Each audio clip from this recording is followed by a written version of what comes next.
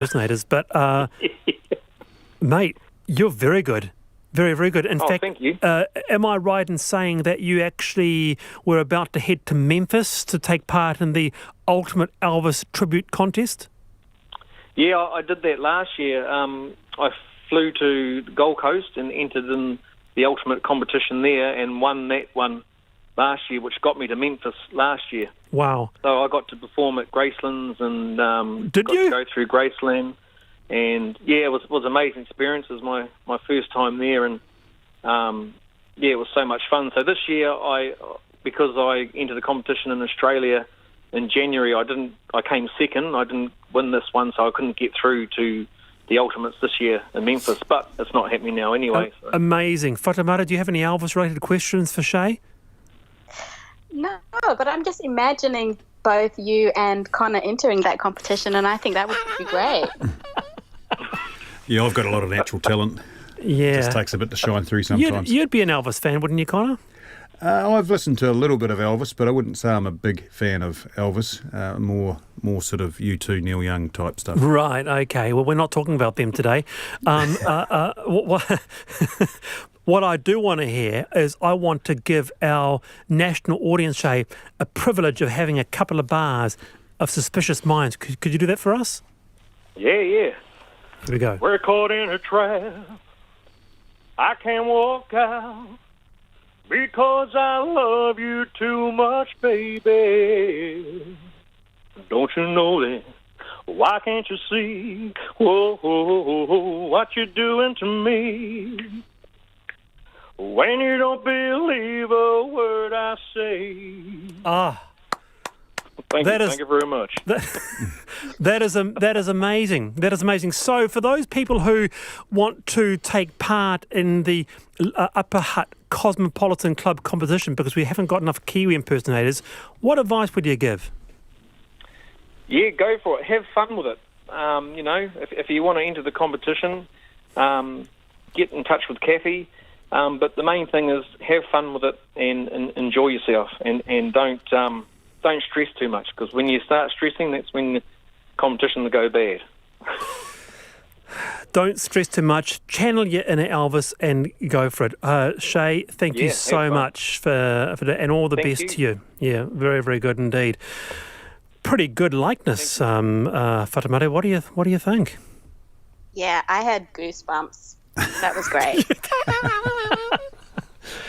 Here's one here. Parking should always be free in hospitals. If hospitals were better funded, we wouldn't have private companies like these making money off sick patients and poorly paid hospital staff. We've got quite a bit of a response on this. Connor, is there something to be said for that? If you are a parking site which is seconded, or actually next to a hospital, there must be some sort of relationship where you can get it very cheaply to visit sick ones.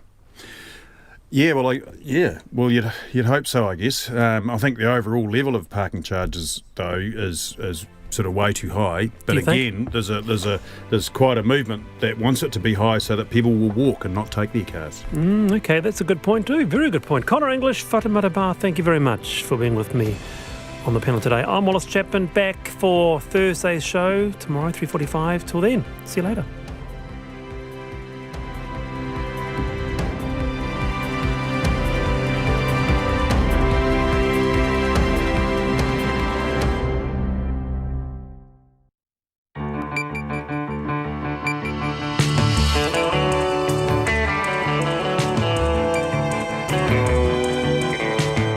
Te whakarongo mai koe ki te reo irirangi o Aotearoa. This is Checkpoint on RNZ National. I'm Lisa Owen. E haere ake nei, sharpen your pencils. An old-fashioned paper logbook is the government's latest weapon against COVID-19. The Health Minister joins us live. The pandemic could force 10,000 retail businesses to close in the next year. COVID puts the kibosh on the Hamilton leg of the World Rugby Sevens series next year. But New Zealand cricket is still hopeful it'll host international visitors this summer. 2 state school principals talk us through their wish list for the $12 million going to the Green School. And toot toot, where's Barry Crump's ute? Toyota puts out an all-points bulletin for utes used in the original Crumpy ads. You can watch us live on Facebook. RNZ News at 5. Kia ora ko Susana Leata tēnei. The government has turned to old-fashioned pen and paper for its newest COVID tracking tool. This one aimed at people who don't have smartphones. More than 2 million people have downloaded the COVID Tracer app, but it appears not everyone is recording their movements, with 2.1 million scans recorded yesterday. COVID data modelling expert Sean Hendy says more people need to be using the app to be able to trace outbreaks quickly. It's not yet at the level we'd like to see it at, but it is useful, and I'd love to see that sustained now that we're back in level 2.5 and level 2, because of course usage and new sign-ups had dropped away during our 102 days without new cases. Professor Hendy says he is still nervous about Auckland being in level 2.5 and says it's too soon to tell what impact dropping down levels will have had on the city's COVID cluster. Labour leader Jacinda Ardern has brushed off New Zealand First Leader Winston Peters' criticism of the government's response to COVID-19, saying it was motivated by the upcoming election. Mr Peters today blamed Labour ministers for mistakes made during the pandemic response, saying it could have been better. But when asked about his comments, Ms Ardern says when compared with other countries, New Zealand has done very well. I think we need to take into account the efforts of everyone in order to have New Zealand in the position that it has been. And ultimately, I think what we're seeing really more than anything else is just the fact we're getting closer to an election. Jacinda Ardern says it is a disservice to New Zealanders not to acknowledge their efforts in combating COVID-19. Mount Ruapehu's ski fields have been hit by a cyber attack today, the latest in a string of similar strikes on New Zealand companies. It's not known whether the attack on the ski fields car park booking website is connected to the so-called distributed denial of service attacks that have targeted NZX, MetService and Kiwibank in the last week. Ruth Hill reports. In an email to customers, Ruapehu Alpine Lifts says the deliberate attack failed and the parking system was back online a few minutes later. It says the developer's security team is following up with the attacker's internet service provider. The GCSB is advising government departments and other agencies under attack to ask their service providers for help or contract a mitigation service, temporarily transfer services to the cloud, disable some functions or remove content. The National Party has continued to mount pressure on Greens co-leader James Shaw over the highly controversial $11.7 million in funding for the private Green School. The school was only included in Minister's final 150 shovel-ready projects after Mr Shaw refused to back other projects without it. During Parliament's question time, National MP Nicola Willis grilled the Associate Finance Minister on his advocacy for the school. Did he receive additional information in the lead up to 7 August that led him to advocate so strongly for the Green School project, despite the serious concerns shared with him by officials and Minister Hipkins? Well, other than the advice I received initially, no. When asked, James Shaw said it was not true. He considered a funding model which would have involved the Crown taking an ownership stake in the school. The Māori Law Society says the Supreme Court has set a precedent for continuing appeals for people who have died. Peter Ellis died in September last year, just 2 months after his right to appeal his remaining 13 convictions was granted by the Supreme Court. However, his counsel, Natalie Coates, told the Supreme Court in June this year his appeal should continue because under tikanga Māori, mana, or the standing or reputation of a person remains in death. Mana Matanuku Mahuika from the Society says while the decision is precedent-setting, it will only apply in limited situations. It's 5:04. The Black Caps cricket captain Kane Williamson has endorsed the reappointment of Gary Stead as coach until after the next One-Day World Cup in India in 2023. Stead signed a 2-year deal to succeed Mike Hesson in 2018 and has continued to build the side, guiding them to a second successive World Cup final last year. The relationship between Williamson and Stead has come under the microscope recently due to perceived philosophical differences, but Williamson says Stead is the right appointee. He's a fantastic guy and he wants what's best for the team, and that's a really important part. His desire is genuine and it's about the team, which is a fantastic foundation for any leadership, and then some of the inner workings are things to just continue to develop. Kane Williamson. An ice bath was the priority for former champion Andy Murray after fighting his way back from 2 sets down to win his first-round match at the US Tennis Open in New York. It was the 33-year-old Scott's first singles match at a major tournament since the 2019 Australian Open. He appeared to be heading for an early exit, dropping the first 2 sets, but Murray refused to give up, underscoring his fierce determination to resurrect his career after 2 major hip operations. They have one in the locker room and they said it's for emergencies, and for me this is an emergency right now. I mean, my body hurts and, I need to recover as best as possible. Meanwhile, Serena Williams took her first step towards a record-equalling 24th Grand Slam title with a straight sets first-round win over fellow American Christy Ahn. That's the news. Trying to make good. To support this project was an error of judgment for which I apologise. If I was making the same decision again, I would not support the project. While the opposition sharpens the knife. I actually think James Shaw owes a lot more than that. I'm surprised he didn't resign yesterday. And those caught in the middle just want out. I'm now mortified to hear that somehow Green School is being set up in a binary position against the public sector. Value for money. Morning Report, weekdays from 6 on air and online. Now the short forecast from Met Service to midnight tomorrow. Northland to Waitomo and Taumaranui, also Coromandel. A few showers, possible thunderstorms about western Northland tonight, becoming fine tomorrow. Bay of Plenty and Taupo, fine apart from a few showers late this afternoon. Taranaki and Taihape to Kapiti, periods of rain or showers. Falling as snow above 600 metres, clearing tonight. Fine weather tomorrow apart from morning cloud. Gisborne and Hawke's Bay, rain spreading north, possibly heavy with thunderstorms north of Wairoa overnight, easing to showers tomorrow morning. Wairarapa and Wellington, showers gradually easing and fine spells increasing tomorrow. The South Island except Fiordland and Stewart Island, fine apart from some cloudy periods, a few showers about the Kaikoura coast until tonight. Fiordland and Stewart Island, occasional showers, and Chatham Islands, periods of rain, clearing for a time tomorrow morning and afternoon. RNZ National, it's 7 minutes past 5. Thanks, Susanna. This is Checkpoint and I'm Lisa Owen. It is back to basics with the government's latest COVID tracking tool, a paper booklet to be used by anyone who doesn't have a smartphone. More than 2 million people have downloaded the COVID Tracer app, but how effective it is in tracking people's movements is up for debate. The government says the app is just part of its so-called suite of tools, helping to keep tabs on people's movements. Another tool in the toolbox is supposed to be the COVID card, which entrepreneur Sam Morgan has walked away from, saying it was being bogged down by bureaucracy. Now today, old-fashioned pen and paper appears to be the latest tool, with the Health Minister saying he hopes it will provide further backup to map any future outbreaks. Our cameraman Nick Monroe and reporter Nita Blake-Person filed this report. So if you don't have a smartphone, I'm very pleased to tell you that we are now producing a little booklet that you can use. These will be distributed from next week onwards. They allow you to keep a manual paper diary. We're aware that some of our senior citizens in particular prefer to keep a paper record of where they have been. So these booklets will be available. They'll be distributed in packs of 10. The Health Minister today unfolding a new method he hopes to curb the spread of COVID.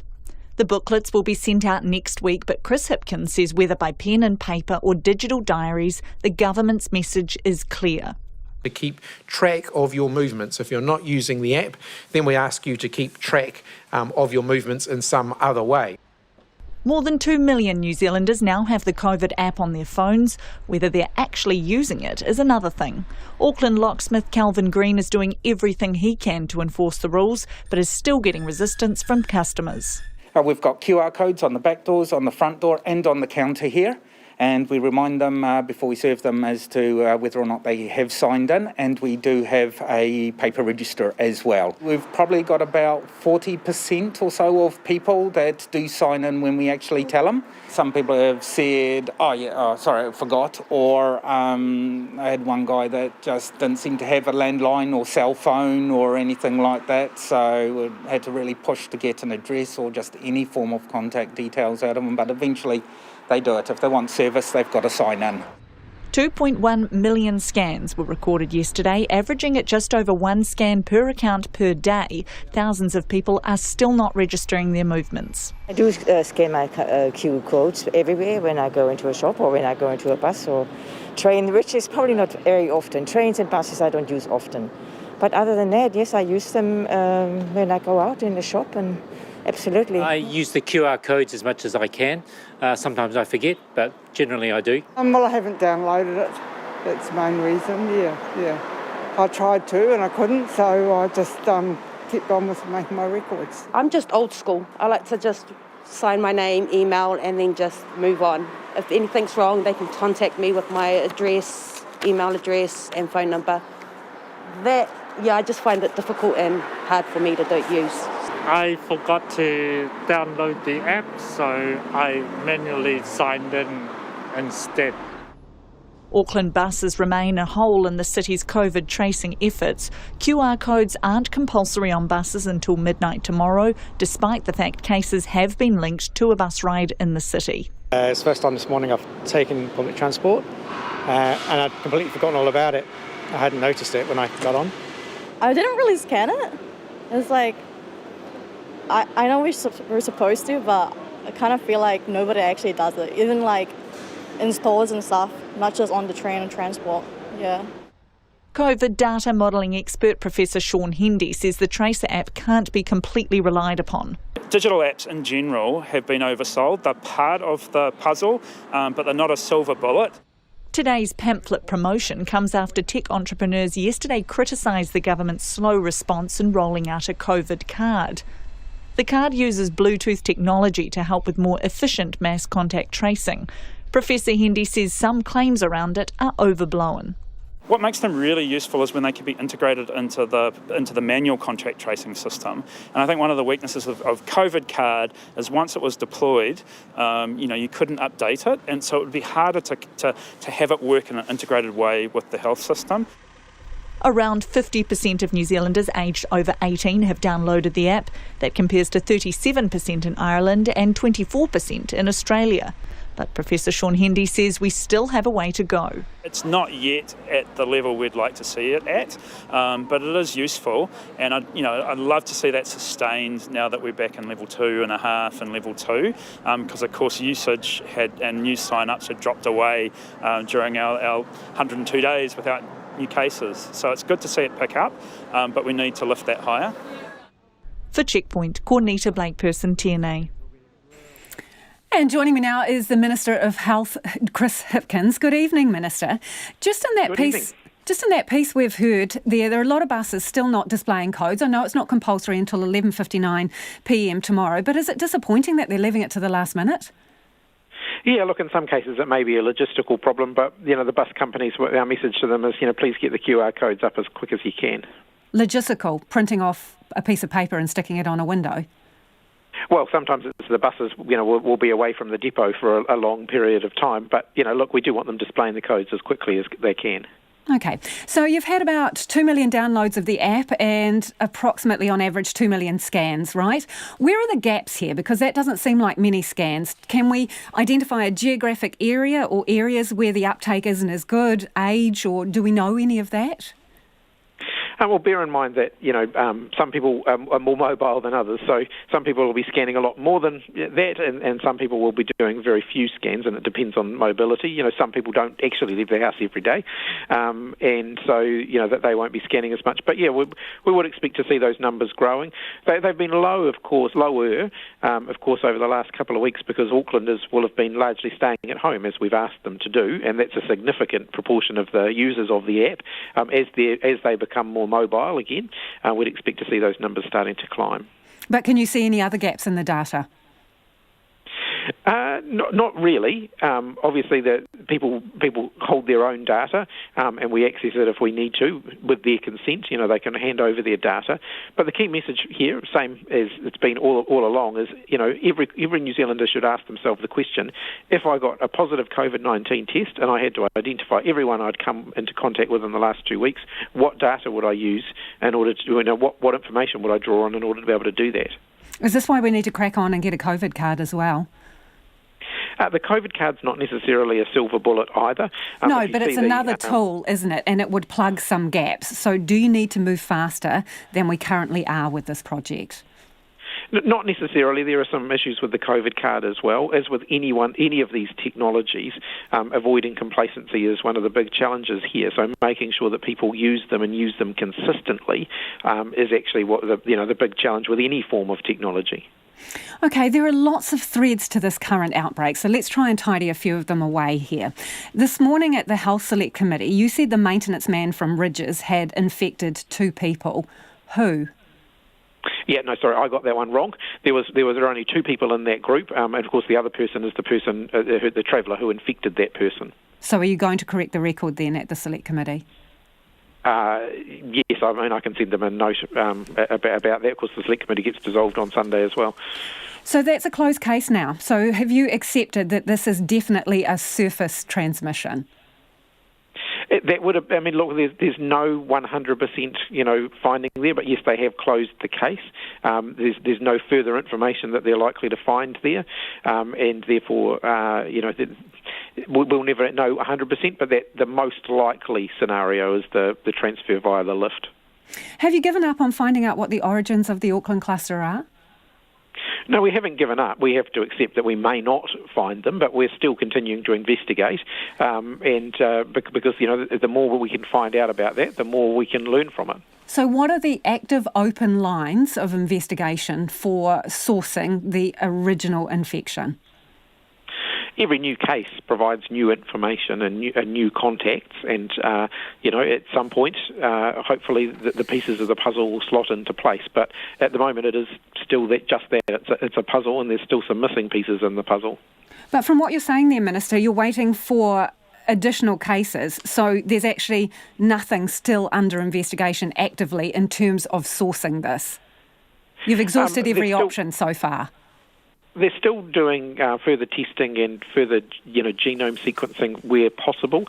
The science is giving us some clues, but we're not able to get genome sequences for all of the past cases, and that obviously would be very helpful, and it would certainly help us to identify where this is likely to have come from. But at the moment, we know what we know and we know what we don't know, and there's still missing pieces in the puzzle. So we've had just over 1,400 cases. How many do you have genomic sequencing for? I think it's somewhere around half of those who went through managed isolation or quarantine facilities. The earlier community transmissions that we had pre our lockdown period, I don't have the numbers of those that were genome sequenced. Okay, so how many cases are currently still under investigation because health authorities haven't yet established a genomic link or an epidemiological contact with the cluster? How many? As far as I know, all of the cases, there's one or the other. So there's either an epidemiological link or a genomic link.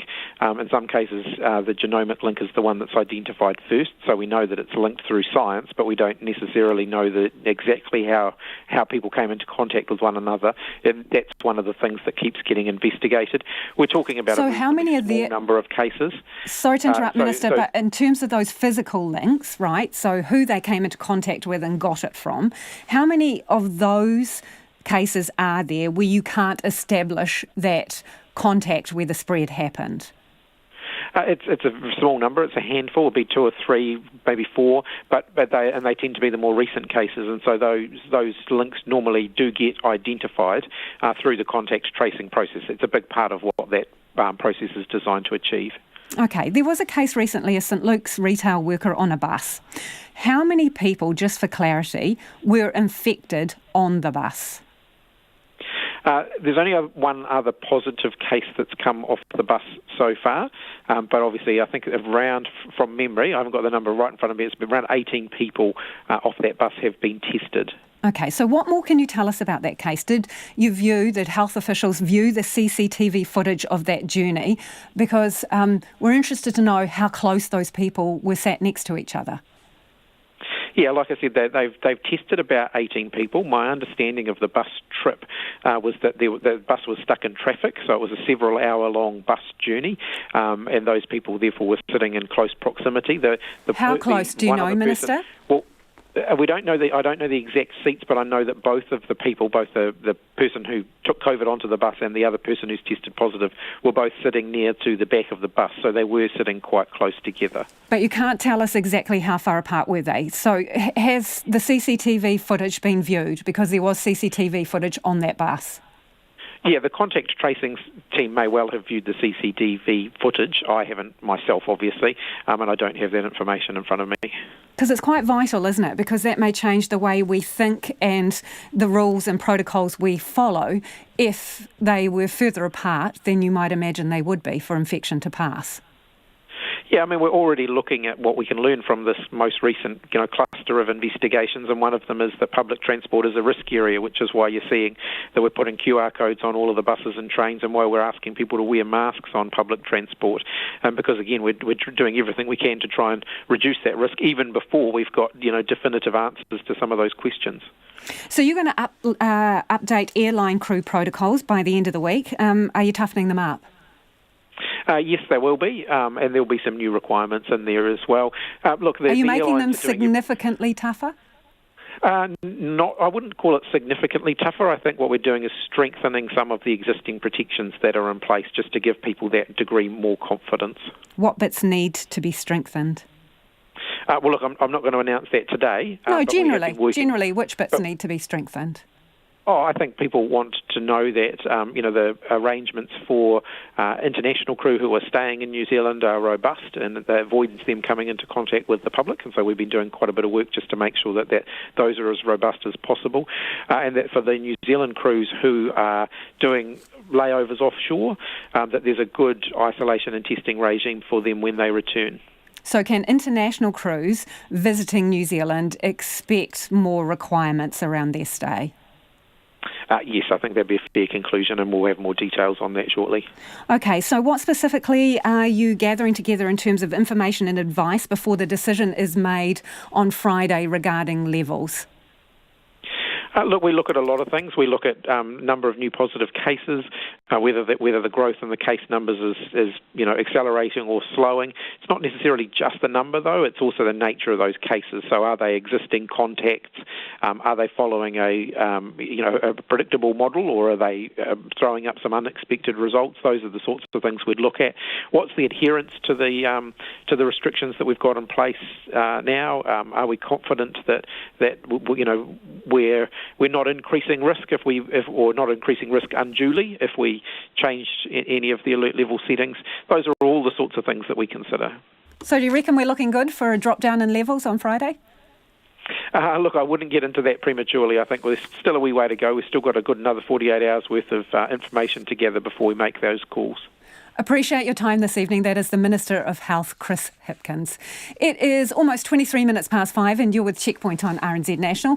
Keen for your feedback on that. You can text us on 2101, tweet us at Checkpoint RNZ, or email checkpoint@rnz.co.nz. Are you using the COVID Tracer app? Have you found that public transport are displaying those QR codes? Are you finding it easy or a little bit more complicated than you thought? Do get in touch. Business confidence has taken a hammering since the return of COVID-19 to New Zealand. Retail New Zealand's report also shows businesses having trouble getting their goods into other countries. As customers keep their distance and border restrictions stifle supply chains, the group warns 10,000 businesses could be on the brink. Katie Todd reports. The patter of pedestrians and the rumble of traffic has returned to downtown Auckland, but the shopfronts on Queen Street could look a little different in a year's time if predictions by Retail New Zealand come to fruition. It's warning the survival of 10,000 businesses across the country could be at serious risk. Its August survey showed 90% of retailers with stores in Auckland reported a drop in sales. And the Supercity's lockdown has hit businesses around the country, with 53% of stores outside Auckland experiencing a sales drop. At High Street gift and souvenir store Powernesia, retail assistant Kieran Cobb says the drop-off in customers began about a week before lockdown, after local retailers thought they were through the worst of COVID. I think everyone is quite worried about whether, if this happens again, it's kind of like another nail in the coffin. Adding to the grim outlook is 13% of retailers saying they're not confident their businesses will survive the next 12 months. Another 23% say they're on a knife edge and it could go either way. But it's not just about the number of people buying products. Getting goods on the shelf from overseas is proving difficult for 73% of businesses surveyed. Retail New Zealand's Greg Harford says it isn't New Zealand's border where the problems are happening. The biggest problem really seems to be those international shipping ports. There's less ships being loaded up.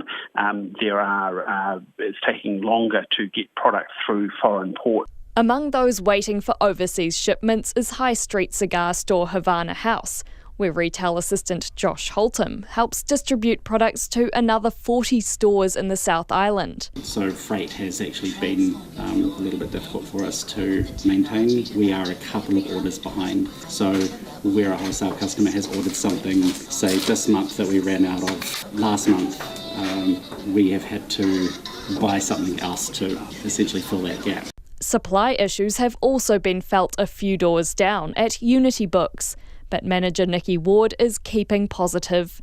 She credits being an independent store with a base of loyal customers for keeping her bookshop bustling.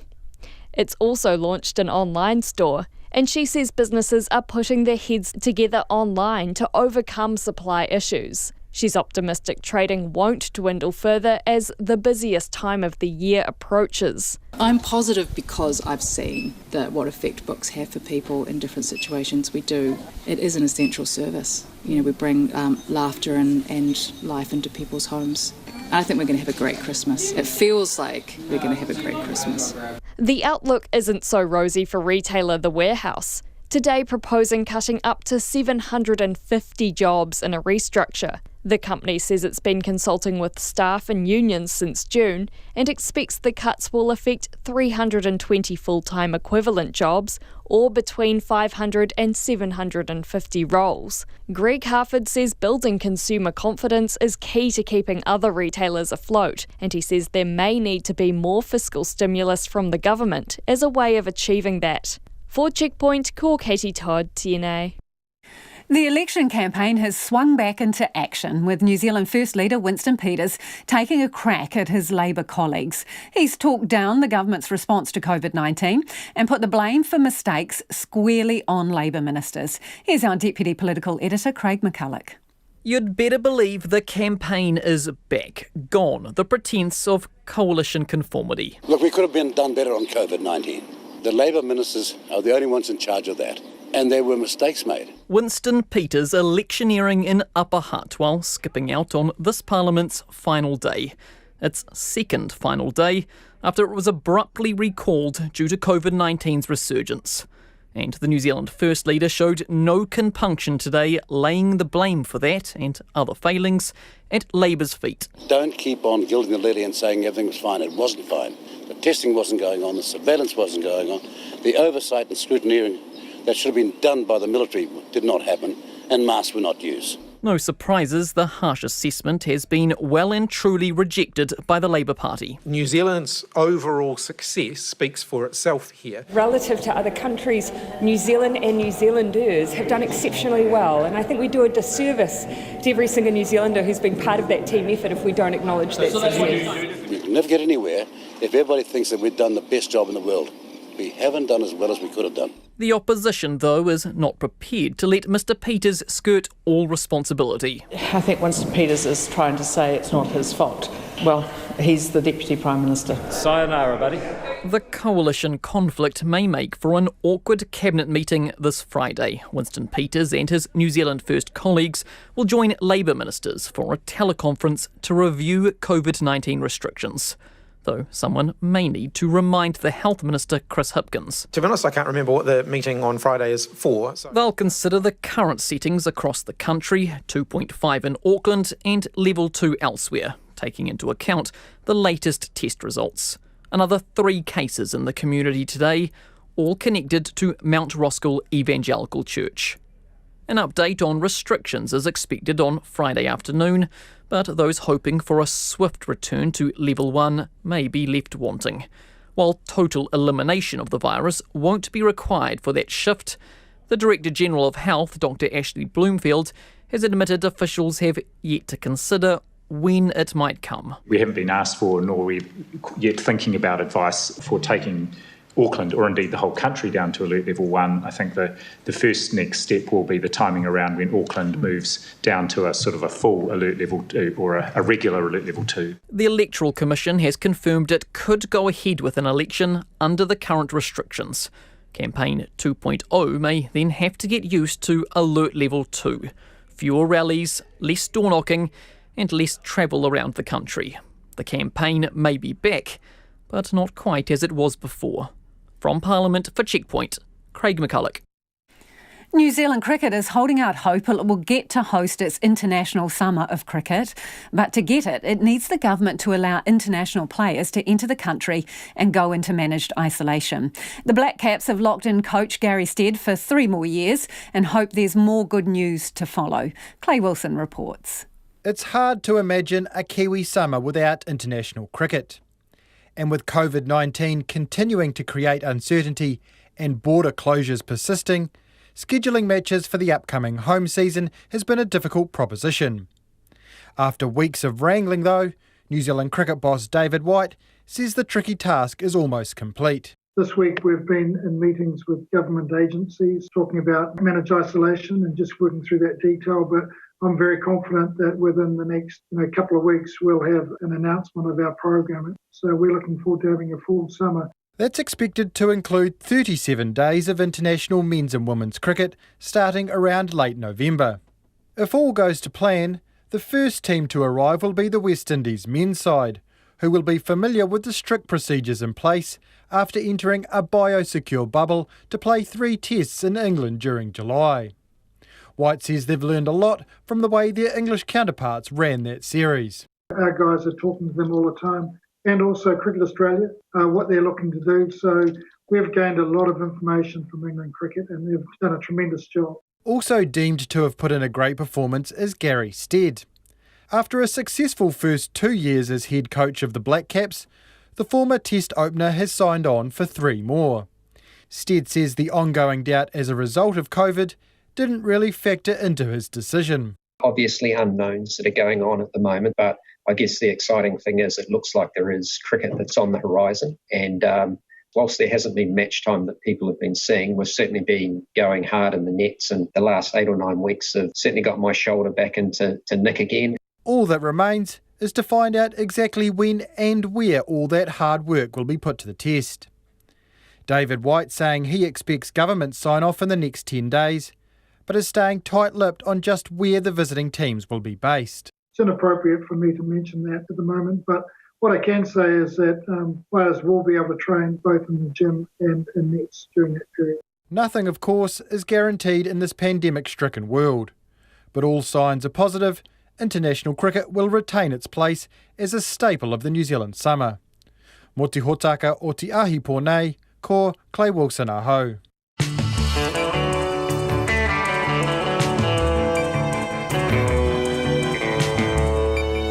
And coming up on Checkpoint on RNZ National, Green co-leader James Shaw's battle for political survival as National calls for his head. Donald Trump visits the US city of Kenosha following the police shooting of Jacob Blake, and not everyone is happy about it. And was that you driving the red or yellow Hilux from the Barry Crump ad back in the 80s? If so, Toyota wants to hear from you.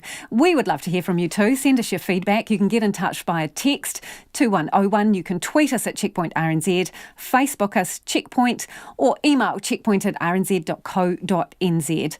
Let's go now to the headlines with Susanna. The Health Minister says the number of people recording their movements with the COVID Tracer app have been lower because Aucklanders have been staying home. 2.1 million scans were recorded yesterday. Chris Hipkins told Checkpoint it's a challenge to get people using technology and using it consistently. Paper booklets will be available to use as COVID trackers for people who don't have smartphones from next week. Mount Ruapehu's ski fields have become the latest New Zealand organisation to be hit by a cyber attack. Ruapehu Alpine Lifts says the deliberate attack on the car park booking website failed and the system was back online a few minutes later. It's not known whether it's connected to the attacks that have targeted NZX, Metservice and Kiwibank in the last week. Auckland Police are appealing for sightings of Joseph Hobson, who is being recalled to prison. The 27-year-old has distinctive facial and neck tattoos, which include the number 88 on his right cheek. The police believe Hobson is hiding from them in the wider Glen Innes, Panmure and Point England areas. The Māori Law Society says the Supreme Court has set a precedent for continuing appeals for people who have died. Peter Ellis, convicted of child sex offences, died in September last year, just 2 months after his right to appeal his remaining 13 convictions was granted by the Supreme Court. His counsel has argued his appeal should continue because under tikanga Māori, mana, or the standing or reputation of a person, remains in death. Emergency services are at the scene of a serious crash on State Highway 6 near Makarewa. The police were called to the multi-vehicle crash between Council Road and North Makarewa Grove Bush Road just before 4 o'clock this afternoon.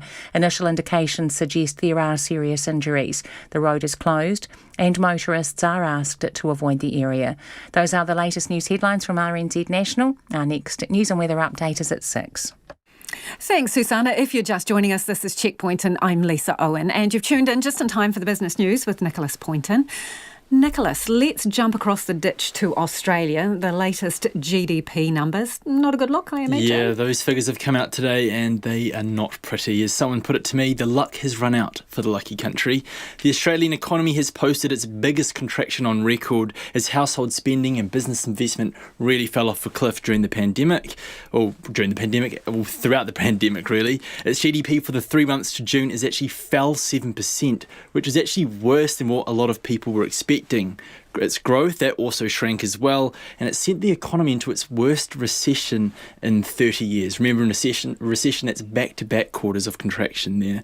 However, look, this does all seem pretty grim, but you've got to put it in context. You compare this result from Australia with some other well-developed economies. We're thinking the UK, the US, countries that have sort of really struggled to contain the spread of coronavirus, and they've seen contractions over there between 10 and 20%. And this is all interesting because New Zealand is expected to release its GDP numbers for the June quarter in about 2 weeks' time, and it'll be interesting to see. Maybe this is setting a bit of a precedent of maybe what we can expect. Current expectations is that there is an expectation that the fall for us could be as high as about 16%, and that really captures those 2 months we spent in alert levels 4 and 3 during the lockdown. Meanwhile, this is sort of quite on the back of all of this, the Reserve Bank, the Governor, Adrian Orr, actually gave a speech today where he reiterated a lot of those stimulus measures that will needed to be taken next year. He sort of laid out all the tools on the table again, the negative OCR, overseas asset purchases, as well as maybe directly lending to banks. Also spelt out some of the advice he's given to retail banks in the past. Last night I came on the show, I was talking about how the Reserve Bank has signalled to the retail banks that they need to keep their foot on the gas when it comes to lending. The term that the Reserve Bank actually used is the word courageous. They need to be courageous in their lending. Well, the Reserve Bank actually gave us some clarity of what that actually means to be courageous. They say it's simply not saying yes in the good times and no in the bad times. It's acting consistently and with transparency. So that's the Reserve Bank's definition of being courageous when it comes to lending for the retail banks. They want them to sort of not drastically change what they've been doing over the previous year. But courageous kind of suggests a higher degree of risk, or there wouldn't be something brave about it. Well, interesting choice of words. Yeah, it is an interesting choice of words, absolutely. Okay, so we've come to the end of the company reporting season, and, well, give us a bit of an overview. What have been some of the key trends we've seen? Yeah, I think one of the key trends that really did emerge from a lot of companies in their full-year results was the decision to not pay out a dividend to its shareholders. A lot of companies, they sort of surveyed the economic landscape and they decided that it was actually probably quite prudent to sort of keep this money on its balance sheet. One thing that we've seen from a lot of companies is a lot of talk about the need to have capital at hand. With this pandemic, a lot of companies are going to have to really, I'm trying to avoid using the word pivot here, but maybe change the way they do things. And to do that, they need money and they need capital, and they don't really want to be taking on debt. An investor analyst we spoke to today, he was saying that a lot of investors, they're pretty understanding of this. They are patient, but the leash they're giving to companies is only so long. There is an expectation at some point that these companies will be able to really turn things around and start delivering profits and, more importantly, paying out dividends. Quickly just touching on some of those other trends that we sort of learnt from this reporting season was that the impacts of the pandemic probably not as bad as we probably first thought. We did see those big headline losses from the likes of Auckland Airport, Air New Zealand, Fletcher Building. But they were already largely expected. They were well signalled to us before they even put out the results. So I think that's one thing that, it hasn't been as doom and gloom as we might have been expecting. Another interesting thing is that, a lot of investor analysts are saying that the New Zealand market is still one of the highest yielding globally. So that's a good pat on the back for our market. And on that note, shall we pivot to actually what the numbers were from the market? Yeah, we can do that. We can pivot. So the NZX Top 50, remember yesterday, was actually down by about 1.5%. It's really rallied today on the back of that announcement in Australia. A lot of investors were sort of holding off. They wanted more certainty. Since that those GDP's numbers have come out, the NZX is up 1% or by about 110 points to 11,902. Our dollar is up by a third to 67.8 US cents. It's also up to 92.2 Australian, and it's at 50.6 British pence. And gold is down for the day to $1,963 US an ounce. Thanks, Nicholas. Nicholas Poynton with our business news. And as you heard from Nicholas, Australia has fallen into recession for the first time in nearly 30 years. Particularly hard hit by the pandemic are the country's building companies, some of which are warning they could collapse because of the New South Wales-Queensland border closure. They're warning $150 million in northern New South Wales construction projects could be jeopardised due to supply issues caused by the ongoing Queensland border closure. The Queensland government plans to review the border closure later this month, but builders warn they won't be able to wait any longer for a solution. The ABC's Gavin Coote reports. If you want an idea of how border restrictions are disrupting businesses, you've just got to look at the construction industry in northern New South Wales. The Northern Rivers and the South East Queensland corridor have always intrinsically been linked to one another. So if you look at all the major supply agreements for builders, they are typically serviced out of South East Queensland. Local builder Peter Liotta says Queensland's decision to close the border means tradies can't commute between the two states unless they quarantine for 2 weeks. And steel, bricks and other building materials are now hard to get a hold of. Take, for example, stair manufacturers. The Northern Rivers has no stair builders. There are 4 stair building companies on the Gold Coast. Those 4 companies service right throughout the Northern Rivers region. As the local president of the Master Builders Association, Peter Liotta is joining other business leaders for a meeting tomorrow with New South Wales Deputy Premier John Barilaro. The hope is they can combine to increase the pressure on the Queensland government to soften the border controls. And we're in a scenario now where we have in excess of $150 million worth of building activity that is either ground to a halt or is slowing. This is probably the most dire and most urgent situation that the industry has faced, at least in the last 20 years. Figures out today confirm Australia is in its first recession in more than 30 years, an economic pit that ongoing border closures could make it very difficult to climb out of. If we look at Ballina, for example, as a regional area, Ballina Shire has the 4th highest DA approval numbers of any regional area within New South Wales at the moment. But it doesn't have the trade, supplier and consultant base. So it's found itself even more so leaning on trades from the Gold Coast. Also at tomorrow's meeting will be the Ballina Shire Mayor, David Wright. A lot of people are going to go broke, people are going to be out of work, and I really shudder for what the effect is going to have on our local community. And no doubt the tourism and retail sectors there had already been struggling. Had in many ways the construction industry been seen as the saving grace? Oh, yes. Look, there's so many tradies, and even the suppliers might go broke because they haven't got the product going down. Queensland will review its border closure at the end of September. But builder Peter Liotta warns business owners and customers can't wait that long. We're already seeing people that are unable to get into homes at their agreed contractual time frame. So, of course, if it's already having an effect on the consumer, the longer and longer that continues on for, the greater the impact. And that was the ABC's Gavin Coote with that report. Let's head to the US now, where Donald Trump has visited the city of Kenosha in Wisconsin, the scene of unrest following the police shooting of Jacob Blake last month. He made the trip despite top local officials asking him to stay away, and critics saying it's nothing more than an election stunt. The president's focus appeared to be on delivering his tough message on law and order and denouncing protesters as violent left-wing anarchists. CNN's Jeremy Diamond filed this report. A thing like this should never happen. President Trump surveying Kenosha, Wisconsin, a week after police here shot a black man in the back 7 times. But the president all but ignored that tragedy, instead lamenting the property damage caused by riots that followed the shooting and delivering political remarks. Reckless far-left politicians continue to push the destructive message that our nation and our law enforcement are oppressive or racist. They'll throw out any word that comes to them. Trump also taking credit for a National Guard deployment he did not order. This ended within an hour. As soon as we announced we were coming, and then they saw we were here. This ended immediately. Falsely claiming federal troops marched into Kenosha and ended the unrest. The reality, all National Guard troops in Wisconsin are under state control. As for Jacob Blake, Trump addressing the situation only after questions from reporters. I feel terribly for anybody that goes through that. As you know, it's under investigation. It's a big thing happening right now. I guess it's under local investigation.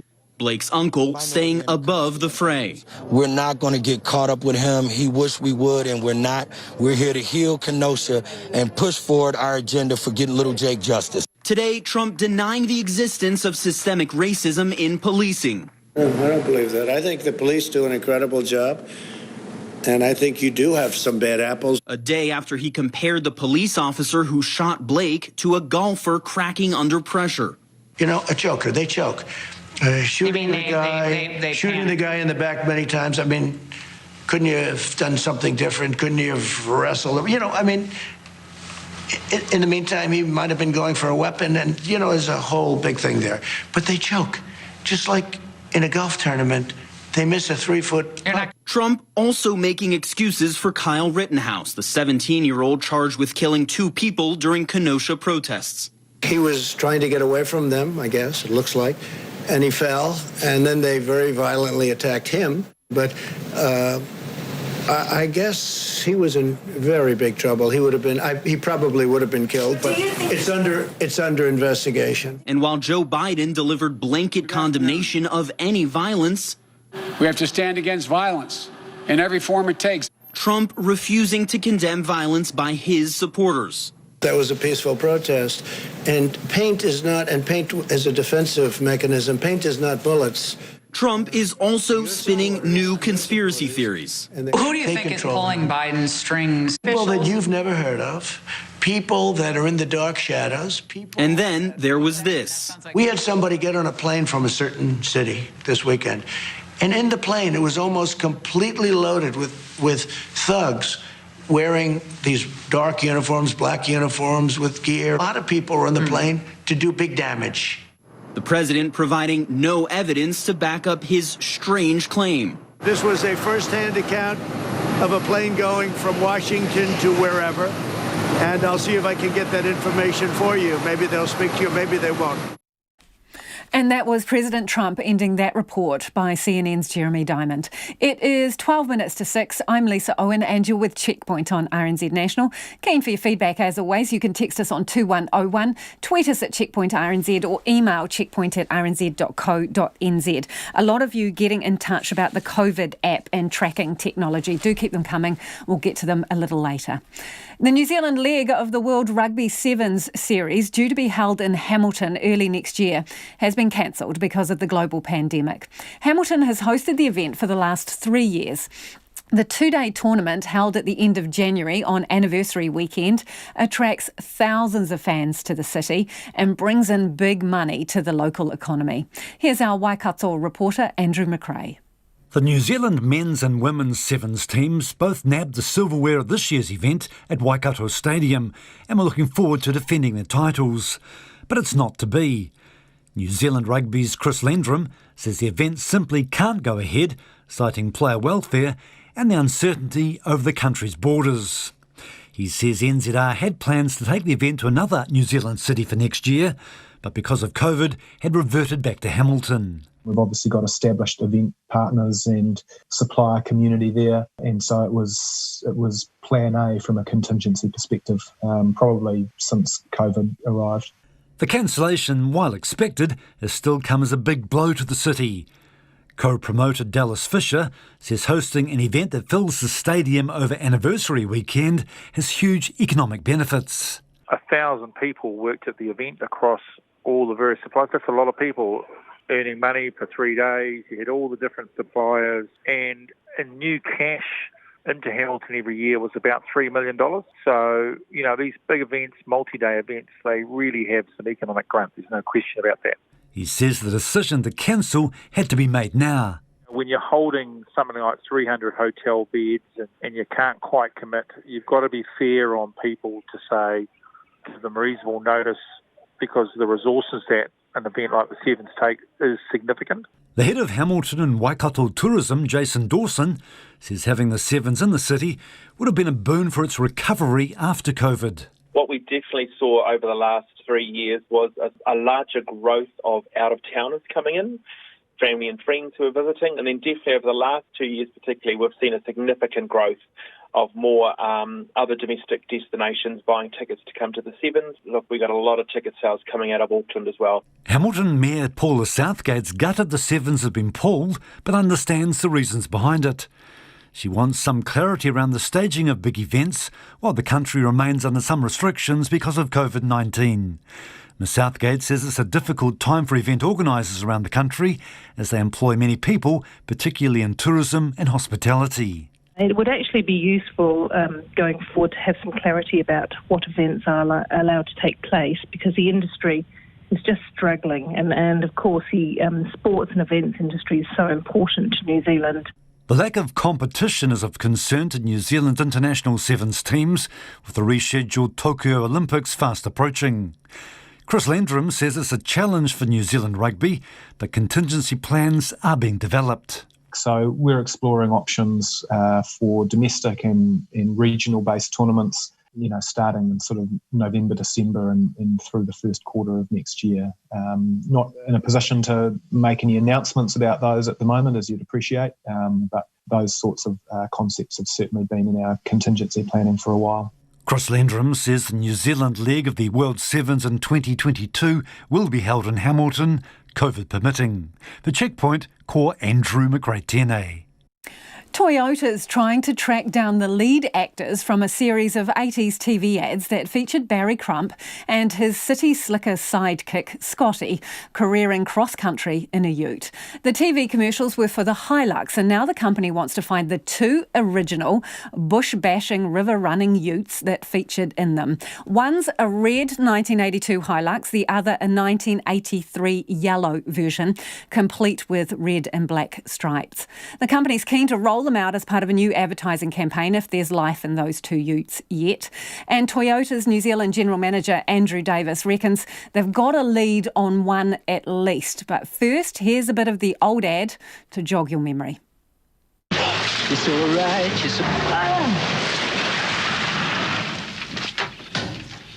So this is it, eh? G'day, Barry. What do you think? Bright, isn't it? It's got some beaut new features. Look at the skills on it. Scotty, let's just hop in and run up to the hut for a brew, eh? I thought you might ask me that. Be back in a minute. Oh, spare me days, mate. There's no need for all that. We've got a decent track here now. What do you know about the last known whereabouts of these two utes? Well, we think we may have found the yellow ute. We know it was sold on Trade Me it was just over 2 years ago. So the team have been out on a big hunt, and it's been amazing to use social media, obviously, as a channel to try and find these trucks. Kiwis, when they kind of get connected with something like this, they get into it. So we might have found one, but we're really trying to find the red Hilux if we can. So it's a big shout out to try and find that one. Okay, well, let's go back to the yellow one then. Where do you reckon it is right now? Well, we think it could actually be not that far from us. So it might be somewhere over in the Wairarapa. We're just trying to confirm if it's the actual truck that we're after.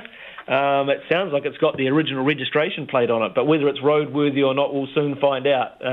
Is she knackered? Toyota, we'd hope it is. Is it knackered? No, I don't think it is. I think it's drivable. So, it's just whether it's legally drivable or not that's going to be the next question. But, good old Hilux Ute, they keep going. Andrew, drivable, well, that's a big scope. You can drive a bus through the definition of drivable. So do you have any details? Because that one, if I recall rightly, had a bit of rust in it when it was up for sale last time. I think it did. I know that one of the team here has talked to the customer with that vehicle. We were just trying to arrange how we get it inspected. It sounds like it's an absolute runner. What it will take to get it back to being roadworthy, I'm not sure. But we'd love to find out, obviously, and it would be great to restore it back to its former glory if that's even possible. What's it been doing for the past few years, do you know? Sounds like the customer that we're talking to is a solid Hilux owner, so they've got 2 other Hiluxes in their stable. And this one they use to kind of run around the farm, and it's a bit of nostalgia for them as well. So as soon as we sort of reached out and made contact, they've been super, super helpful. So, we're just got to find out if it's definitely the right truck, because there were so many of them made back then. You want to make sure you got the right one. The genuine one. Okay, so the red one, the red Ute. So this was in the very first commercial where Barry Crump, he basically scares the you-know-what out of Scotty by going off-road. Any clues to the whereabouts of this one? Is it still registered? Well, it's a real tricky one, of course, because you can't necessarily just jump into the registration site and try and hunt someone down with all of the personal information that you're trying to get nowadays. So, we're just trying to scope it out as best we can. We haven't had any success at the moment, but probably like you, we might need to get a bit forensic on it. Okay, so again, you're pretty confident, because these are 37, 38 years old, these vehicles. You reckon this still one has got life in it, the red one? And there's no clues, unlike the yellow one? It hasn't popped up over the years? No, it hasn't yet, but I'm confident that we'll find the truck. When you get into the deep darks of the South Island of New Zealand particularly, there's all sorts of Hiluxes down that way. So there'll be something pretty close. Hopefully under someone's shed roof or somewhere will be that truck. But there's always someone that knows someone in New Zealand. So I'm confident we'll find it at the moment. Could be a lawn ornament at the back of someone's farm. It could be. It'd be a nice ornament too, being a Hilux. But those sorts of utes as well, they go onto the farms and they sort of sit there for years doing all sorts of stuff. So you're probably right. It's probably full of hay bales somewhere. So what's the deal here? Do you want to buy them, borrow them, or are you going to swap them for something newer and shinier? A little bit of all of the above. Not necessarily swap them. What we're looking to do, though, is Hilux has been part of the fabric of rural New Zealand for years. So we want to go back and celebrate that. And if you want to celebrate it, you want to start with the utes that kind of established Hilux as a nameplate, which is back in those Crumpy and Scotty days, as you say. So that's why we want to find them. We want to kind of find them, see what condition they're in, talk to the owners. It's a lot of the emotional unbreakable bond of the owners that's important. And just in finding the yellow truck, we think we've found an owner that's got a great bond with Hilux as it is. So that's why we want to try and find the red one. How much did they go for in the day, brand spanking? Oh, geez, good question. I wouldn't even want to speculate. Probably worth more now, Andrew. Yeah, well, it would be worth more in New Zealand dollar terms, of course, now than what it was, particularly if it's in good condition. But you do find the old Hiluxes are always sought after. Hey, I'm just a little bit concerned about this because, I don't know if you can make a better ad than those ads, so why even try? Yeah, well, that's a good question as well. I think we're going to give it a really good crack, but I'm not going to give away any secrets. We can wait till we've made the ads and got them in the can and on TV. OK, well, there are a couple of secrets I am interested in from the original ad. Was there seriously just one red ute and one yellow one, or did you thrash a few of them through that ad? Yeah, no, there were a couple across those ads. Even in the more recent ads, we dropped one, I think, 10 metres off a crane at one point in the Bulls ad. So there was more than one used, but there was basically one hero truck that was used for the majority of the filming, and other ones that we are trying to find. So we'll see what we can come up with. Okay, Scotty, we'll have that brew, eh? And that was Barry Crump having the last word there. I was talking to Andrew Davis from Toyota New Zealand, who is hunting down those utes, a yellow one and a red one. Get in touch with us if you know their whereabouts. Text us on 2101 or tweet us at Checkpoint RNZ. On the subject of other feedback, a lot of you getting in touch about the app. Katie says, I'm 70, my husband is 78. We're using the QR app whenever we are out and find it really easy. We live in Nelson. I'm appalled at the number of people who don't sign in or use the app. Daniel says it works great. Sometimes it's tricky to scan the QR code if the laminated printout is catching harsh reflections. The system is fine. It's the users that need to be better educated. Also, photocopied ones that come out of the printer that are not quite as dark as they should be, they don't get picked up either. I've noticed that. And someone else says, I will use it and I'm using a non-tracking app. RNZ News at 6. Ngā mihi nui ko Susana Lei Atawa tēnei. Aircrew who fly in and out of the country will undergo tougher restrictions to lower the risk of COVID coming back in with them. The Health Minister Chris Hipkins has told Checkpoint the requirements on international air staff will be changed to give them more confidence the regime is airtight. People want to know that, the arrangements for international crew who are staying in New Zealand are robust and that avoids them coming into contact with the public. And so we've been doing quite a bit of work just to make sure that those are as robust as possible. And that for the New Zealand crews who are doing layovers offshore, that there's a good isolation and testing regime for them when they return. Chris Hipkins says there's still no indication whether Auckland or the country will reduce COVID alert levels, with a decision due on Friday. Retail NZ says stores are struggling to get products on their shelves as fewer ships leave overseas ports. It's estimated about 10,000 retailers are at risk of failing in the next 12 months. An August survey recorded a drop in sales for 68% of its members since the latest lockdown, and the downturn in Auckland was more severe, with 90% of businesses reporting a drop in revenue. But Chief Executive Greg Harford says it isn't just the loss of income that's affecting business confidence.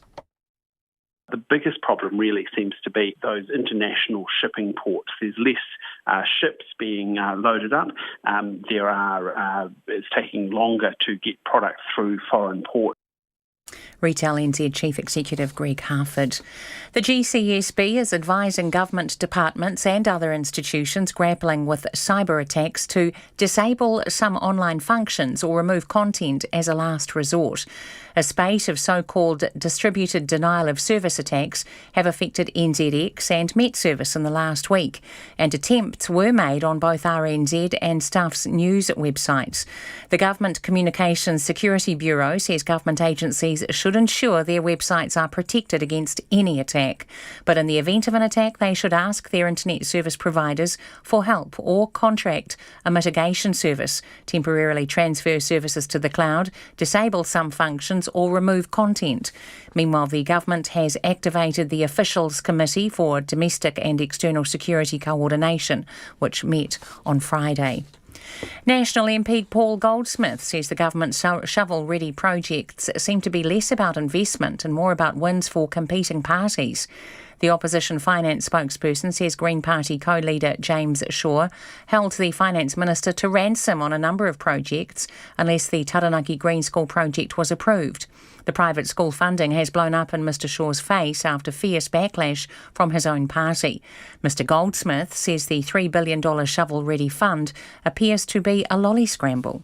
The money is being allocated primarily on different government parties, Labour, Greens and New Zealand First, each having their, quote, wins.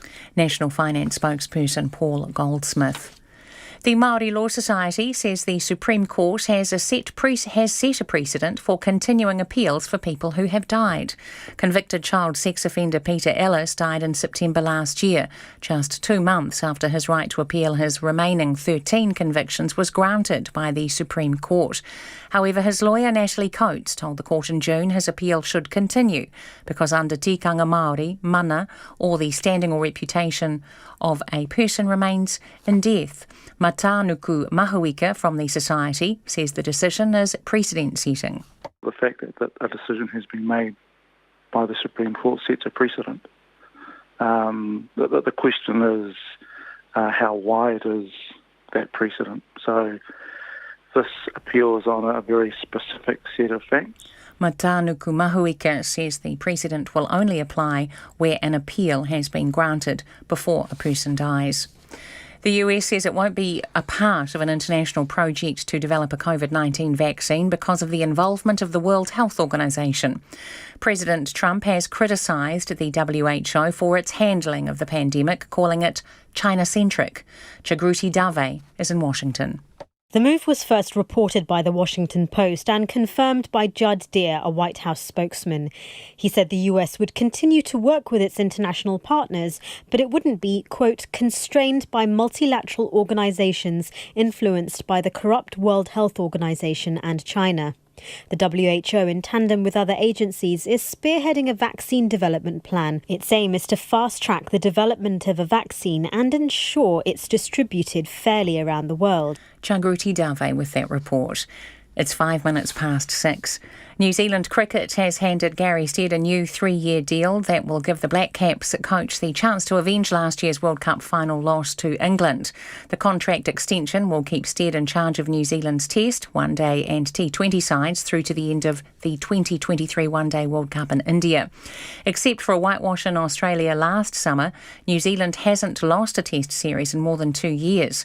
The West Indies and Pakistan are expected Test visitors this summer, with Australia and Bangladesh scheduled for tours here for one-dayers and T20s. Veteran playmaker Benji Marshall is more disappointed than angry. His days at the West Tigers League Club are over, but is adamant he can play on for another season. Marshall found out via media reports that he wouldn't be contracted next year. He's told Fox Sports he had hoped to retire playing at West's Tigers. He has played 253 of his 320 NRL games at the West's Tigers, having also had stints at St George Illawarra and Brisbane. I'm a big boy. That's part and parcel of rugby league. I've been in this position before, and now I feel like I still got a lot to offer in playing, and a few things I still want to do. So, that's not going to be at the Tigers. Benji Marshall. Immigration rules around COVID-19 have scuttled plans for the Youth America's Cup. The Royal New Zealand Yacht Squadron has confirmed the event has not been given the same exemption status as the America's Cup proper, despite being an official part of the programme. That's the news. Take the pulse of the day's news every weeknight at 10. It is a lot of money. The team behind the card would argue that each day in lockdown also costs money. Live with local, national and international stories as they happen. I've been following Facebook and Google for so long. I know how powerful they are. I hope our little Aussie ACCC wins in the end. I don't know what will happen. Up to date if you're up late. Lately with Karen Hay every weeknight from 10 on RNZ National. Now the short forecast from Met Service to midnight tomorrow. Northland to Waitomo and Taumaranui, also Coromandel. A few showers, possible thunderstorms about western Northland tonight, becoming fine tomorrow. Bay of Plenty and Taupo, fine apart from a few showers late. Well, this evening, around about now actually. Taranaki and Taihape to Kapiti, periods of rain or showers, falling as snow above 600 metres, clearing tonight. Fine weather tomorrow, apart from morning cloud. Gisborne and Hawke's Bay, rain spreading north, possibly heavy with thunderstorms north of Wairoa overnight, easing to showers tomorrow morning. Wairarapa and Wellington, showers gradually easing and fine spells increasing tomorrow. For the South Island, except Fiordland and Stewart Island, fine weather, apart from some cloudy periods and a few showers about the Kaikoura coast until tonight. Fiordland and Stewart Island, occasional showers, and Chatham Islands, periods of rain, clearing for a time tomorrow morning and afternoon. RNZ National. It's 6:08. Thanks, Susanna. This is Checkpoint and I'm Lisa Owen. The pressure on Greens co-leader James Shaw shows no sign of waning after more questions today about him threatening to block other projects as part of his support for the Green School. James Shaw is battling to restore his political credibility and trust with the party base after being chief cheerleader for the $11.7 million funding approval that's enraged Green supporters, school principals and unions. As part of its COVID response, the government set up a $3 billion fund for shovel-ready projects to create jobs, with the list eventually whittled down to 150. In early August, Mr Shaw emailed other ministers saying he'd withhold approval unless the Green School proposal got across the line. And as our political editor Jane Patterson reports, whilst Mr Shaw himself has gone to ground today, National leader Judith Collins is calling for his resignation. I apologise. I apologise to parents, to teachers and to unions. I apologise to Green Party members who have been working tirelessly. James Shaw has acknowledged his error in actively championing the money for the private school in Taranaki, saying he wouldn't back the project now given the opportunity. But the controversy is not going away. Well, I thought he was going to resign yesterday after when he called his press conference. I thought surely he's going to. Nationals leader Judith Collins says Mr Shaw could have put jobs at risk because of his political posturing over the infrastructure projects. What it showed me is that James Shaw was willing to play politics with his own government at a time when contractors, councils and workers were crying out for work. I actually think he's put at risk people's jobs. ACT leader David Seymour also putting in the boot. Absolutely breathtaking. He's clearly taken leave of his senses, and I think he's been sitting here far too long for any good he's done lately. The Finance Minister Grant Robertson was one of the other ministers involved in choosing projects for the infrastructure fund. He says James Shaw was the one backing the Green School project. Well, clearly he strongly advocated for it, and we've been saying that, and he's been saying that all along. It is the nature of coalition governments that there will be negotiation about particular projects, proposals. That's what happens. This was one of those situations. He says Mr Shaw's email about potentially withholding support did not put the whole package of 150 projects at risk. Many of the projects had already been announced at that point, but clearly there were some that were still to be announced. You'd need to ask Mr Shaw exactly what he meant by it, but there was a document that needed to be signed off to finalise the overall projects. In Parliament, Nationals Nicola Willis pressed Mr Shaw on how he handled the application. Did he receive additional information in the lead up to 7 August that led him to advocate so strongly for the Green School project, despite the serious concerns shared with him by officials and Minister Hipkins? Well, other than the advice I received initially, no. Parliament has adjourned again and parties will now resume campaigning for the October 17 election. Labour and the Greens have been allies, but Prime Minister Jacinda Ardern was asked whether this could affect the two parties' ability to work together. Obviously, as a coalition government working with three different parties, there'll often be different perspectives when we're working on policy or when we're bringing together a package of infrastructure projects. The Green School says the original plan was primarily for a loan. That tallies with other political sources who say officials were so opposed to giving the school a taxpayer handout, a loan was seen as the only option to progress the application. A loan is in fact where this is all likely to end up, with the school and officials now working on a solution that keeps faith with what ministers agreed to while minimising political damage. James Shaw was unavailable for an interview today. From Parliament for Checkpoint, Jane Patterson. So $12 million is a lot of green bills. So what would state schools do with it? Reporter Louise Tanuth and cameraman Dan Cook went to find out. Massey High School is a Decile 4 school in West Auckland and home to 1,700 students. Principal Glenn Denham says shelling out almost $12 million to Taranaki's privately run Green School means state schools have been overlooked. It's a complete lack of understanding about the need of schools in New Zealand, about their buildings. Every state school, decile 1 to 10, has got leaky buildings. All of us have. There's not one.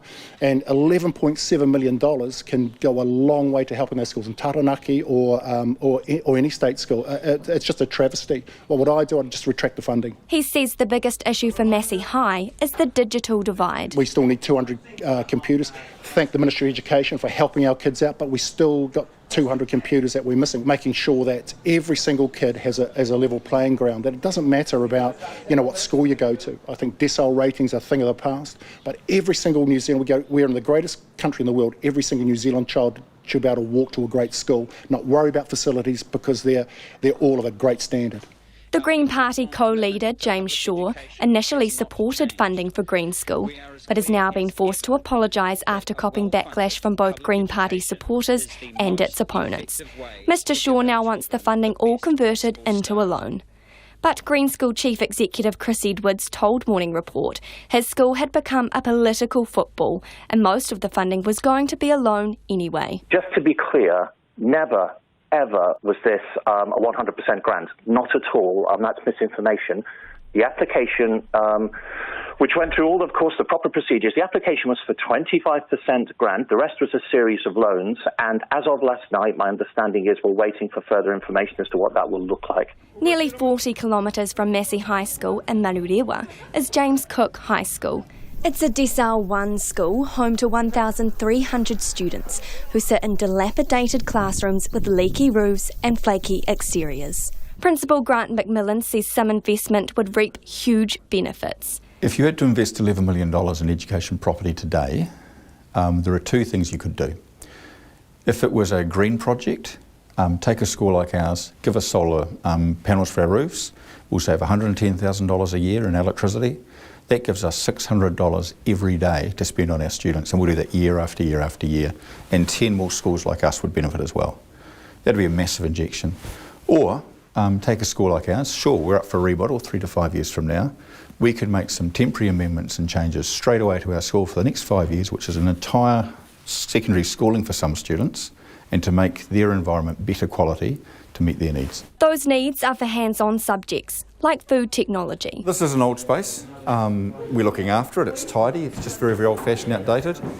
With the additional funds like that to spend in a space like this, we could fit out with restaurant-quality appliances, commercial kitchen-type ovens and the likes. We could actually teach our students what they need to go straight into apprenticeships and actually into the industry. We've got great staff, great students. Just be let down by the facilities they're working in. Jasveer Singh is Head of Technology at James Cook High School. He says they have to make do with the tools and workshops they have, but it's limiting the skill set of their students. First of all, if you look at our buildings, it looks tired. It's about more than 50 years old, I think. And if we get maybe $1 million or $2 million, we can get new machinery, and this will benefit our learners over here. And we are in Manurewa. We need a lot of our kids to be out there working, and that's our main focus at this school. And looking at the school philosophy, most of our kids want to go into jobs, especially like apprenticeship, workshop kind of things. So if we have more machinery, it'll be useful. We could train our kids and get them into pre-apprenticeship courses or straight into jobs, which will help our community a lot too. Massey High School School Principal Glenn Denham has this message for James Shaw. The first rule is if that is a bad decision, look at the process. That's what I want to understand. What was your process in thinking that this was a good idea by any stretch of the imagination? Mō te hōtaka o te ahiahi nei, ko Louise Tenuth aho. And if you were listening to that on radio, we will put Louise's piece up on our Facebook page so you can check out the video. It is almost 17 minutes past 6. You're with Checkpoint on RNZ National. Met Service has had more problems with its website after confirming it was the victim of a denial of service attack yesterday. Now, that's the same cyber attack the NZX was subject to last week. So what's going on here? Well, Professor Dave Parry from AUT's Department of Computer Science joins me now. Do we have any more clues, Dave, as to why we're a target? No direct evidence.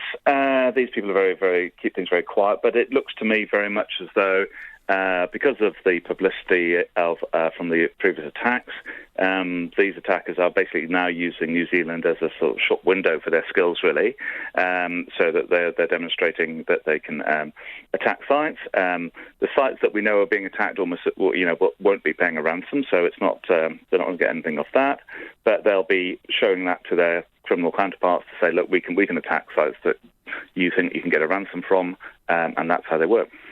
So they're basically using us as a reference, are they? Yeah, I think so. Effectively, it's advertising. Yeah. And what? Do they make money then out of contracting themselves out to somebody else? Usually that's the way it works, yeah. I mean, one of the things about these things is that because of the nature, because distributed attack, the computers that are actually attacking could be anywhere, and of course the people that control them could be somewhere will be somewhere else as well. So it's a very sort of mobile tool that they can use, and so in order to have the infrastructure of actually sort of extorting the money and all that sort of stuff, they may well be working with other gangs as well as doing it for themselves, but quite often they seem to split these things up.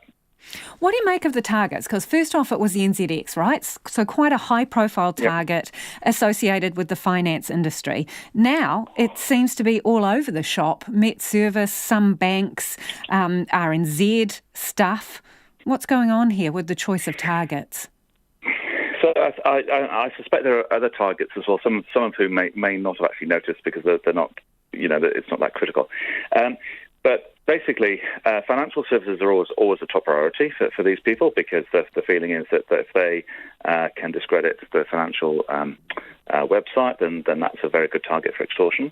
Other targets, things like Met Service and the news items, are high profile.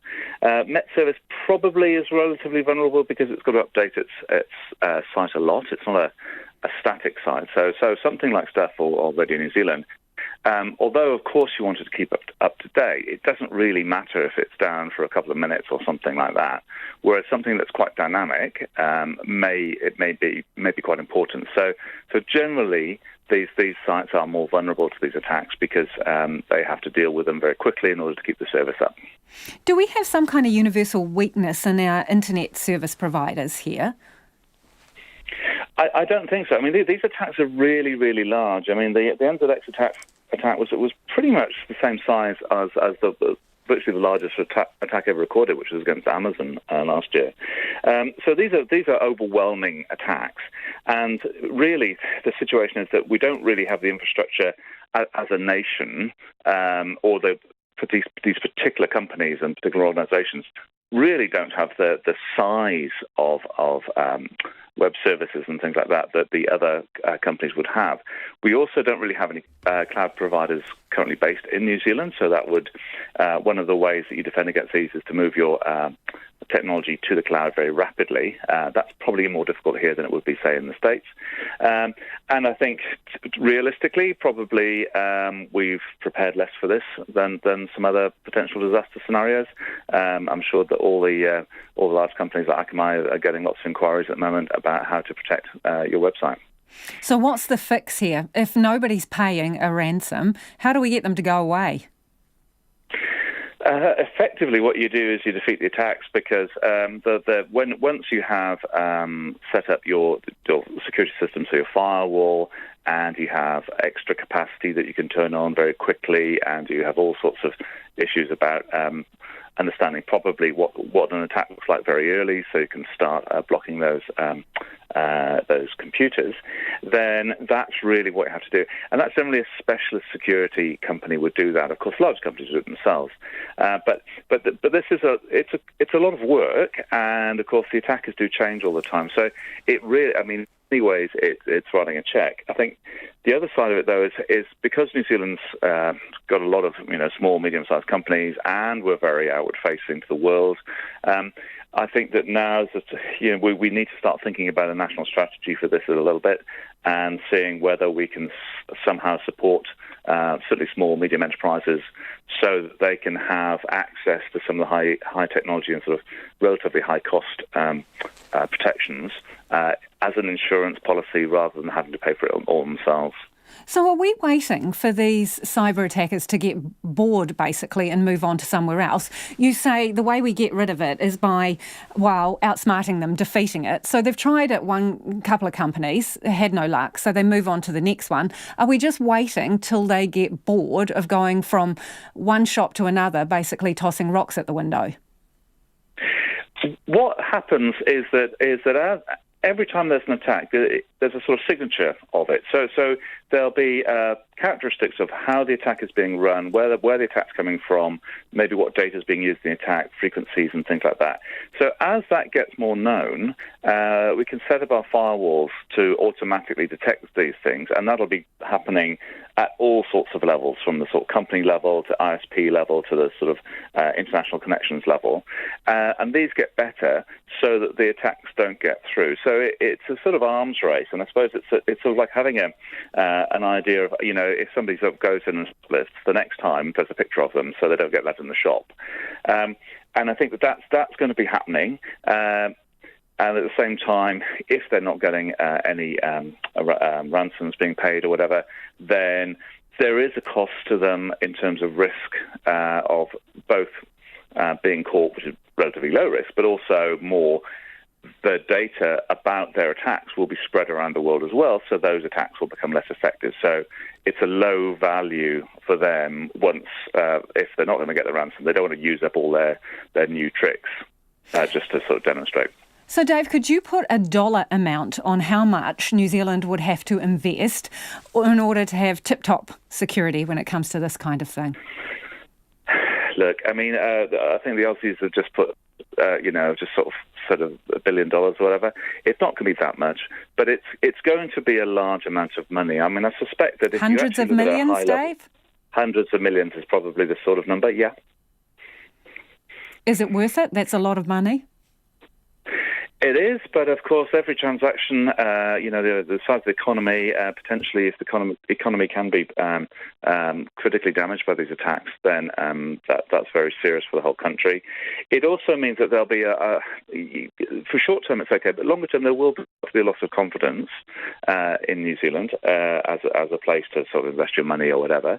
So I do think it's worth thinking about it. But certainly, one of the things that we do have to do is start putting this sort of risk very much front of government, so that we understand that, just as we weren't worried about COVID until it came, this is something that's coming in. We've got very good procedures for things like earthquakes and volcanic eruptions, etc. We need to start putting this sort of defence and these sort of crisis management up higher our priority. There are really good teams in the government. There are really good teams in the ISPs, but they're small and they don't have the resources that overseas organisations will have. Appreciate your time this evening. That is Professor Dave Parry, who's from AUT's Department of Computer Science. Top health officials in the US are in dispute over whether an effective vaccine could be months away. Meanwhile, the country's National Institutes of Health is warning the treatment promoted by Donald Trump last month, convalescent plasma, should not be considered for standard care. It's all being debated against the backdrop of cases rising again in the US. CNN's Nick Watt reports. 3 potential vaccines now in crucial phase 3 human trials here in the US, but the FDA's suggestion one could be approved before those trials are over, now raising more than eyebrows. You don't want a vaccine to be available widely to the American public unless it's been shown to be safe and effective. The FDA commissioner now intimating he'd consider resigning rather than green-light a vaccine under political pressure. I think all options are on the table with respect. I hope we won't be in that position. Such seismic statements now necessary because through previous misstatements and political pressure, we've started eroding the trust that we've always had in these otherwise incredibly professional institutions. You can't just have the vaccine, you got to get it in people for it to work. And so trust is a critical element to make that happen. While we wait, nationally, new case counts are falling from a great height. Florida finally allowing some visitors into nursing homes again. But there's a knot in the heartland where average new case counts are rising right now, near doubled in South Dakota in just a week. The White House Coronavirus Task Force just warned Iowa it has the highest rate of cases in the nation, advising mask mandates across the state, bars must be closed, and a comprehensive plan for college towns. More than 20,000 confirmed cases and counting at colleges in at least 36 states as students return. The only way to find them in a university setting is doing the aggressive testing. New York City just pushed back in-person classes by 10 days and announced it'll test some staff and students monthly. Hardly aggressive. Meanwhile, the president's been denigrating Dr. Anthony Fauci, one of the nation's most trusted voices on this virus. I get along with him, but every once in a while he'll come up with one that I say, where did that come from? I inherited him. I think that's kind of a distraction to pit me against the president. We're all on the same team. Dr. Anthony Fauci ending that report by CNN's Nick Watt. The English language is always evolving, and many of the words used by William Shakespeare, for instance, 400 years ago, have disappeared entirely. While today one of the most popular dictionaries has been overhauled to make sure it reflects how we really speak. The BBC's Henry Bello has more. The website Dictionary.com claims to have more than 70 million visitors each month, and repeat users are about to notice some changes, 15,000 of them. Many of the adjustments have been made to eliminate prejudicial language. For example, all references to the word homosexuality will now be replaced with the word gay. The website says this is because the word homosexuality originated as a now discredited clinical term, implying mental illness rather than normal sexual orientation. The use of the word addict as a noun will be replaced with the phrase a habitual user of to remove any moral judgment. And the word black will now be capitalised to match other references to cultures and ethnicities. Dictionary.com says these changes are important because definitions have real-world consequences and are not just academic exercises. New words have also been added like goat. No, not an animal, but an acronym for the greatest of all time.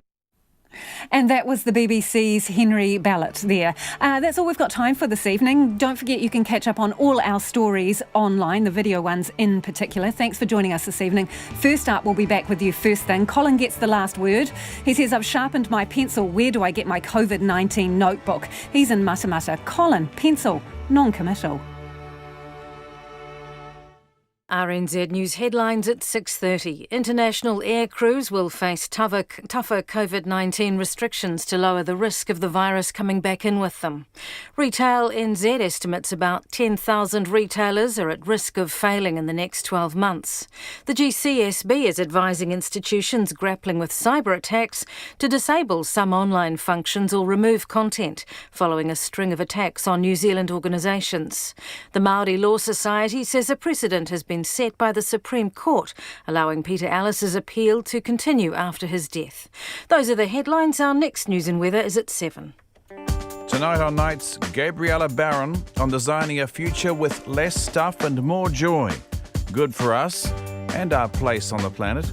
After reviewing Christopher Nolan's latest blockbuster Tenet last week, Simon Morris checks out a few lower budget flicks.